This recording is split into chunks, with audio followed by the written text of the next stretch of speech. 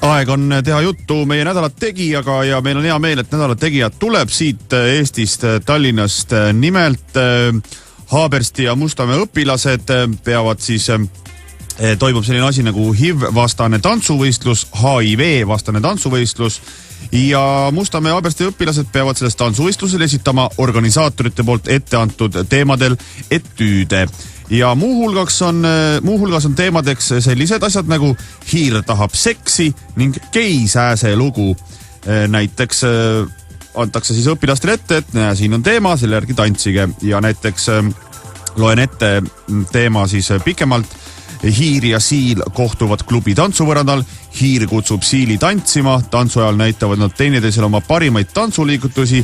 Hiir haarab siilil käpast, kutsub ta tualetti ning selgitab, et tahab väga seksida. Selline ongi siis tsitaat ühest ülesandest, mida noored peavad, 12–20-aastased noored peavad esitama tantsukonkursil Slide 2012. Ja üks näide veel ühest etüüdi ülesandest. 2 geisääske on sügavalt armunud. Üks sääske laskub põlvili ja palub teise sääse jalakest. Paariline on eufooriliselt õnnelik ja tantsis õnnest. Järgmisel päeval lendavad nad koos Las Vegasesse, kus veedavad suurema osa ajast kasiinos mafioososid mängides. Vot sellised toredad stsenaariumid ülesannetega on antud siis Mustamäe Haabersti noortele ja meie oleme helistanud siis Haabersti ja Mustamäe huvikeskus Kullo peamehele või kuidas siis nagu öeldakse, et kelle nimi on Tauno. Tervist, Tauno olite te, jah? Tere, olen jah, noorsootöötaja Tauno. Noorsootöötaja Tauno.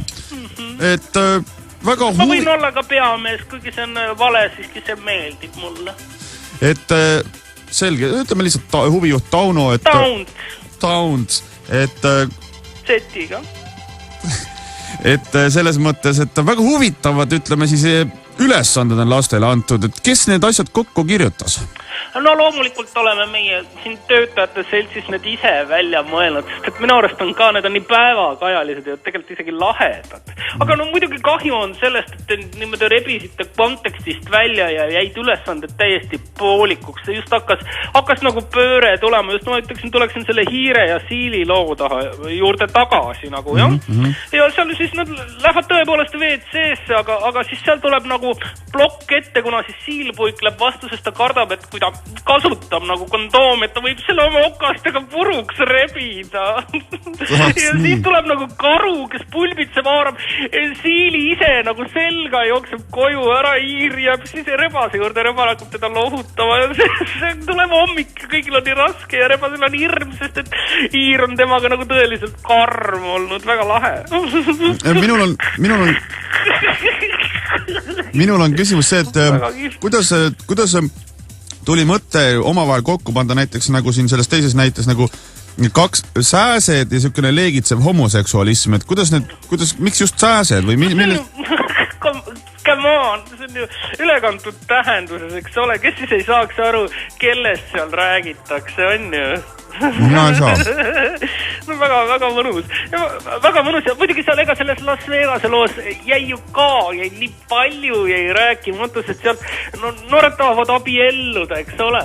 Aga siis haarab neid saatus nagu täiega endasse ja nurga tagant tuleb välja gangsterist mesilane, kes näitab neile oma nõela. Ja siis no muidugi sääsed hakkavad kartma ja annavad oma raha kõik ära ja nad ei saa abielluda ja nutavad.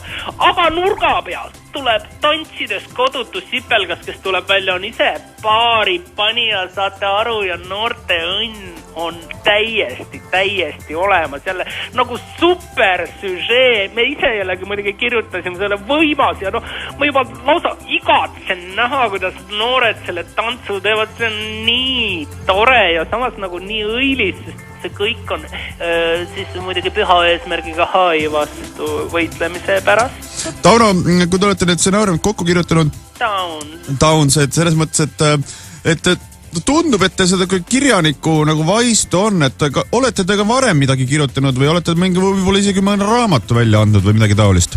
Ja ma olen olen küll tegelikult mõelnud, et ka ei olegi siin noorsootööta. Meie eelmine projekt, mis kahjuks sai küll täiesti meedia tähelepanuta, oli, me tegime selliseid väikseid käitumisõpikuid või juhiseid siis algklassi lastele. Et kuidas ära tunda sarimõrvarite. Et selline asi nagu oli, kirjutasime väga lahedalt. Ka looma, väga noortepäraselt. Loomadega või? Ikka loomade näitel ja sealt oli ussidega. See oli nii toredalt ja lapsed said kohe, tundsid, meil oli selline nagu väike rollimäng oli algklasside lastega, kus me siis nagu määrasime kellegi siis sarimõrvariks ja siis osad tema ohvriteks ja siis teised pidid nagu käitumise järgi ära tundma ja kõik said aru, kes on ikkagi sarimõrvar, see oli nii lahe.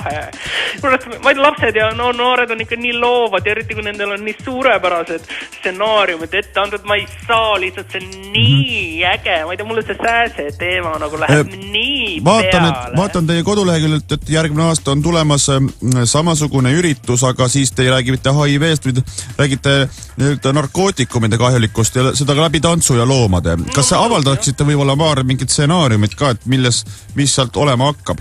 Et saaks juba isegi tantsu ette valmistada. Narkoennetustantsu. Ega see on muidugi õige, jah, et ega siit HIV-st järgmine samm ongi muidugi, mille peale mõtlema on narkootilised ained ja oleme mõelnud muidugi ka jällegi lapsed tantsivad seda ja mis ma oskan öelda, seal on jällegi nende selliste ülekantud tähenduses vahtralehtedega kaunistatud karu, saate aru? Ei saa. Kuidas te ei saa aru, see on ju nii ilmne, võrrelge neid kahte lehte, see vahtraleht on ju täiesti nagu kokaiinileht, kuidas te ei saa aru sellisest asjast, see on ülekantud tähenduses.